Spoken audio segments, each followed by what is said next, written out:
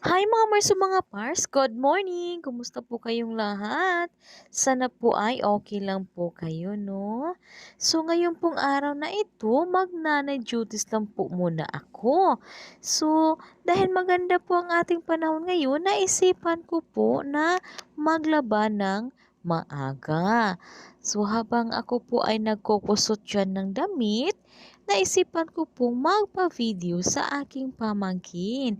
Sinabihan ko po siya na i-video mo nga ako para mayroon po akong pang-upload na video. So, habang ako po ay nagkukusot dyan, kami po ay nagbibiruan ng kahit ano-ano, no? So, nagchika-chika lang kami ng kahit ano-ano na mga topic para hindi naman po malungkot, no? Parang ma-distract lang ba sa mga gawaing bahay, no?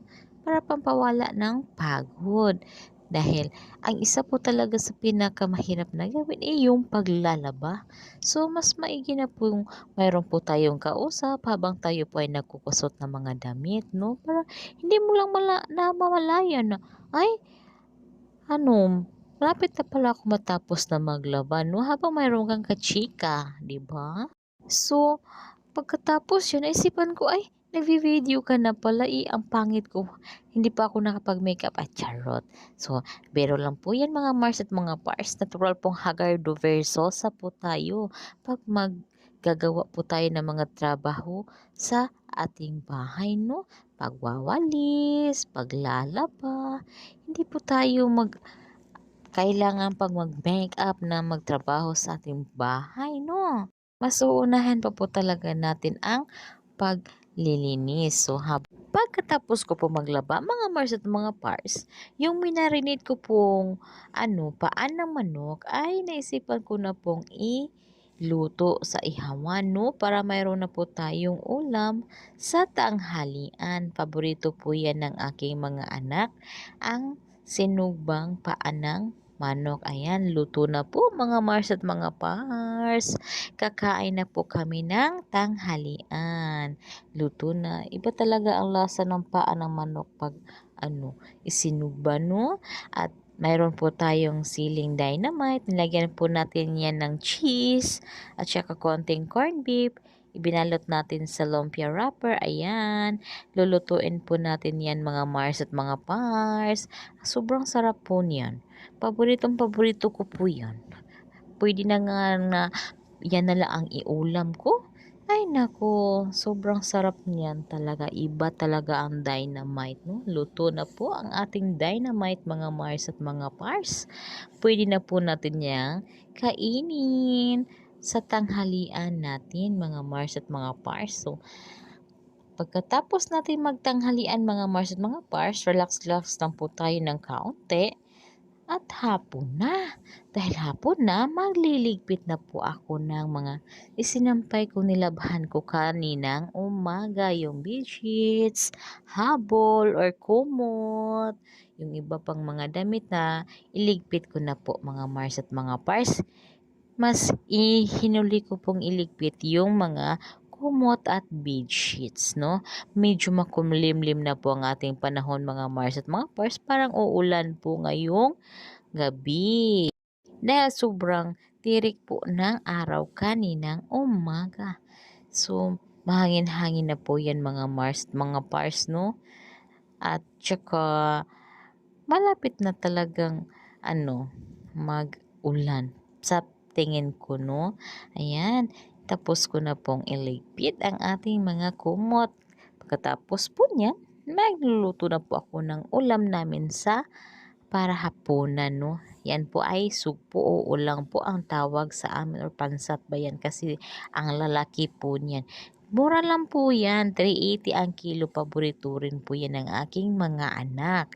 Kaya mag-aadobo lang po tayo ng ulang or sugpo o pansat ba yan. Aywan ko kung anong tawag niyan sa Tagalog pero i-adobo ko lang po yan para mayroon po tayong ulamin sa hapunan. At habang nagmekos-mekos po ako niyan, yung yung pamangkin ko ay nandoon na po sa puso para mag-iigib na po kami ng tubig. Ayan po yung pamangkin ko. Nahihiya po yan humarap sa camera. Sabi ko parang puwet na ibanaw. Ayan. Nakatawa po siya. Kasi binibero ko. Ayan, mag-iigib na po kami ng tubig para may magamit po sa CR at sa kusina para sa paghugas po ng mga pinggan. Tsaka sa CR. Ayan. Pagkatapos po, nag-mix-mix na po ko niyan. Nilalagyan ko po yun ng panimpla, yung tuyo, yung ano po, maji sarap or bitsin. Yan. Malapit na po maluto ang ating ulam mga Mars at mga Pars para po yan sa hapunan. Sobrang laki po talaga ng hipon na to. Ay, hipon ba yan? O ulang? Ano? Sobrang laki po niyan. Talagang sulit po talaga ang presyo niya na 380 per kilo, no? Mga market mga Mars. Pagkatapos po namin maghapunan, gabi na po yan mga Mars at mga Pars. Pinatulog ko na po yung mga anak ko para makapaglinis po ako, no? Ganyan talaga tayo mga nanay. Patutulugin po muna natin yung mga anak natin para before tayo matulog sa gabi, maglilihit po tayo ng mga pinggan, huhugasan po muna natin para wala na pong kalat, para iwas ipis. Magugas diba, ako plato, baso ning. Maganda talaga na malinis yung ating kusina bago tayo matulog. Pagkatapos kung mag-ano dyan, naisipan kong magwalis, no? Para wala na talagang kalat, para kinabukasan, fresh na ang ating isip. Hindi na tayo, isip, ay, ang daming kalat. Ganyan. So, yan. Pero, nag-iiyak na po yung isa ko pang anak kasi malaya niya po na hindi pa ako nakatabi sa kanya.